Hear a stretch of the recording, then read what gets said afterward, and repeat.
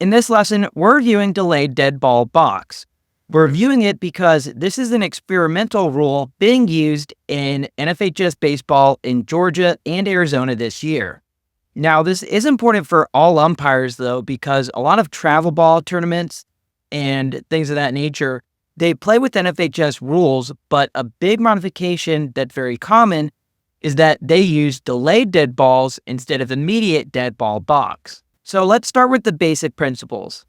If the balk is immediately followed by a pitch that permits the batter and each runner to advance a minimum of one base, the balk is ignored and the ball remains alive. Neither the offense nor the defensive team will have a choice to accept or decline a balk based on the result of the play, and the key question is going to be, did all runners, including the batter runner, advance one base safely? To start, let's break down the rationale the GHSA gave to the NFHS in this rules proposal. They said a balk being an immediate dead ball may in some instances penalize the offense for an infraction by the defense. In cases where an infraction by the pitcher occurs and a pitch is delivered, the immediate dead ball prevents the offense from hitting the ball or advancing on a wild pitch. This proposal looks to correct that. So let's look at how the rule is being added into the NFHS rules book. What you'll see is that the addition is made to the end of Article 4 in Rule 6-2. And it's going to say, if the balk is immediately followed by a pitch that permits the batter and each runner to advance a minimum of one base, the balk is ignored and the ball remains live. Second, if a balk immediately is followed by a wild throw by the pitcher to a base that permits a runner or runners to advance to or beyond the base to which that runner is entitled, the balk shall be acknowledged. The umpire will call the balk in the usual manner, but shall not call time until all play has ceased. Note, after a balk that is followed by a base hit or a wild throw to a base or the plate, a runner who misses the first base to which the runner is advancing and who, before the next pitch, is called out on appeal, shall be considered as having advanced one base for the purpose of this rule. This then continues with Part 3. If only the runner advances to or beyond the base to which he is entitled because of a wild pitch after a balk, the balk is still acknowledged. Note 1. A runner may advance beyond the base that is entitled at the runner's own risk. Note 2. When a balk occurs, the pitch is nullified and the batter will resume the at-bat with the count that existed unless A. The wild pitch was ball 4 on which all runners, including the batter runner, advanced one base. B. The wild pitch was strike 3 on which the batter and all other runners advanced one base. In both situations, A and B, play proceeds without referencing to the balk, because all runners, including the batter runner, advanced one base on the pitch after the balk.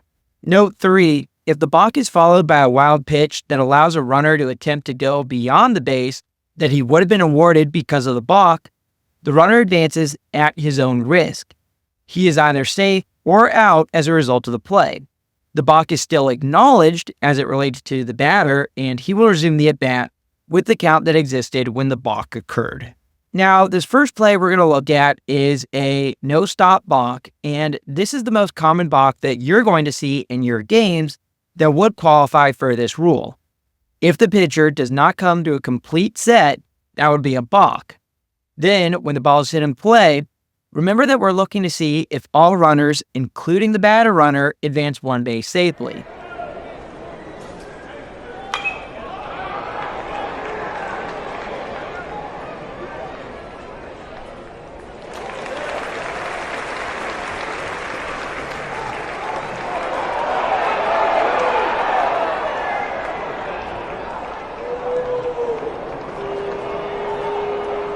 So in this play, he flies out to the second baseman.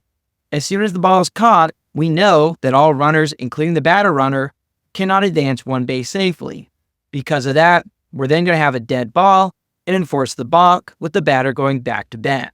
And the batter runner safely reaching first is always going to apply on a ball hit in play. So if we had bases loaded and one out and a fly ball like this, but instead to deep right, and after it's caught, the runner from second and third both tagged up and scored, that wouldn't matter. As soon as that ball was caught in the outfield, it immediately became a dead ball because the batter runner will not have advanced one base safely. So, some key components in enforcing this. Remember, it's a no-stop balk that's called. To call that, all we need to do as any of the umpires on the field is simply point and say that's a balk. We don't come up and call time, just point and say that's a balk. Then remember that since this balk was immediately followed by a pitch, this is going to be a delayed dead ball. And with a delayed dead ball, we're not going to call time until all playing action ends or until we know that we're not going to get the requirements needed to ignore the balk. In this scenario, with the ball being hit to the second baseman, as soon as it's caught for an out, we then know the batter runner won't advance safely. So as soon as it's caught, we then can simply come up with a time and then turn back, point at the pitcher, say that's a balk, and enforce the balk. In the second play, we're going to have the pitcher that balks by having his cleat get stuck on the ground, and he then doesn't deliver his pitch.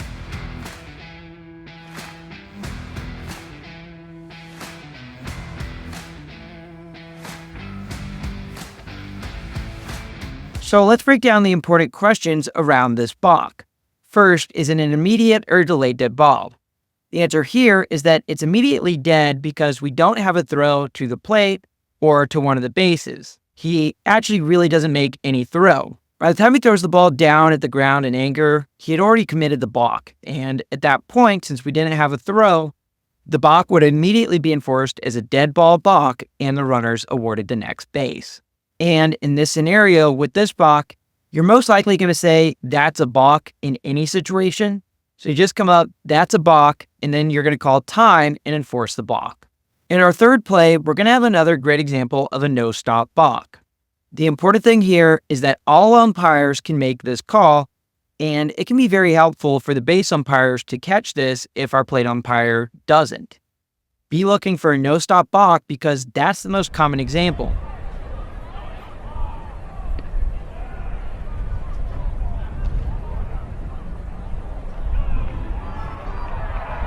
So in this scenario, it's going to be a delayed dead ball, and we won't call time until we see that as a result of the pitch, all runners, including the batter runner, do not advance at least one base safely. In this final example, we're going to have a start-stop balk, and this is going to result in an immediate dead ball. The reason being, on a start-stop, when he starts his motion towards the plate but then stops, at that point, he's already stopped his delivery, so there is no continuous action to a pitch.